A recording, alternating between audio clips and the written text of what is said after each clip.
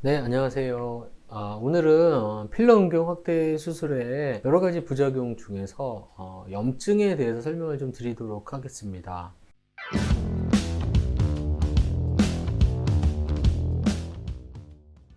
필러 음경 확대 수술에서 뭐 크든 작든 간에 여러 가지 부작용이 있을 수가 있는데, 예를 들면 뭐 뭉침이나 비대칭이 생길 수가 있고, 시간이 지나면서 이제 흡수가 가능할 수도 있고요.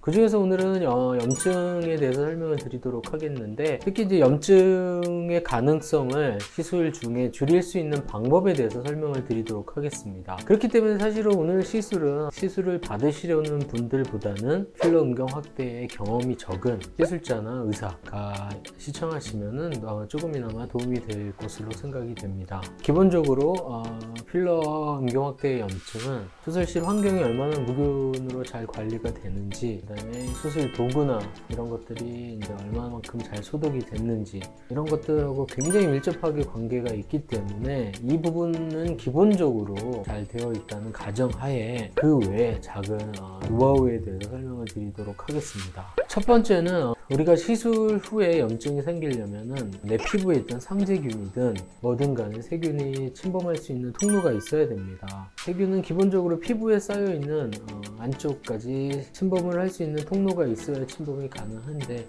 이런 통로를 줄이는 노력을 하셔야 됩니다. 필러는 기본적으로 이제 바늘을 통해서 외부에서 인체 내에 주입을 하게 되는데, 이 통로를 얼마만큼 줄이느냐에 따라서 세균 감염의 가능성이 차이가 나게 됩니다. 주사기에 담긴 필러가 성기 내에 이식이 주입이 되게 하기 위해서는 바늘로 찌를 수밖에 없게 되는데, 찌르는 숫자를 줄이는 겁니다.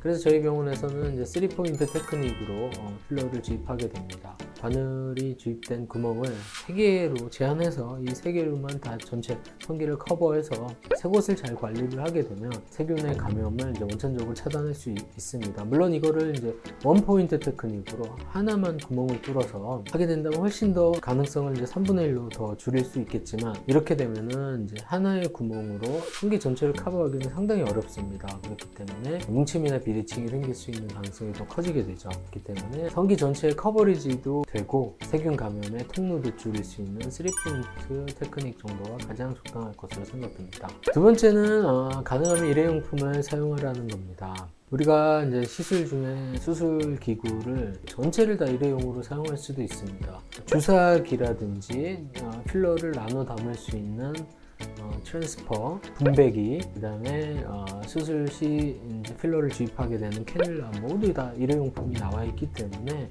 일회용품뿐만 아니라 소독해서 사용하는 재사용 용품 역시 나와 있습니다. 재사용품도 뭐 잘 소독해서 사용한다면 깨끗하게 사용할 수가 있겠지만, 이런 것들은 소독이 누락된다든지 실수로 세균이 감염된다든지 그럴 수가 있기 때문에, 가능하면 일회용품을 사용을 하고 사용 후에는 폐기를 하는 게 감염의 가능성을 조금이라도 줄일 수가 있습니다. 세 번째 역시 이제 그럴 가능성은 굉장히 낮지만, 세균의 감염을 조금이라도 줄이기 위해서는 필러의 보관 역시 신경을 써야 됩니다.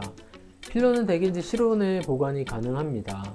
하지만 저희 병원에서는 이제 4도씨 낮은 필러 전용 냉장고에 보관을 하게 되는데, 이렇게 되면 필러의 보관 중에 혹시라도 생길 수 있는 오염이나 세균의 번식을 막을 수가 있습니다. 필러 자체가 오염되거나 세균이 번식하는 가능성은 굉장히 낮습니다. 그래도 혹시라도 생길 수 있는 가능성은 최대한 좀 낮추는 게 도움이 됩니다. 마지막으로는 이제 저희가 캐뉼라를 사용하게 됩니다. 캐뉼라는 끝이 둥근 바늘인데, 끝이 둥근 바늘을 사용을 해서 내가 주입하고자 하는 조직 주위에 다른 조직의 손상을 최소화한다면 그 조직 손상으로 생길 수 있는 염증 반응도 줄일 수 있기 때문에, 필러 후에 생길 수 있는 염증이라든지 세균 감염 역시 줄일 수가 있습니다.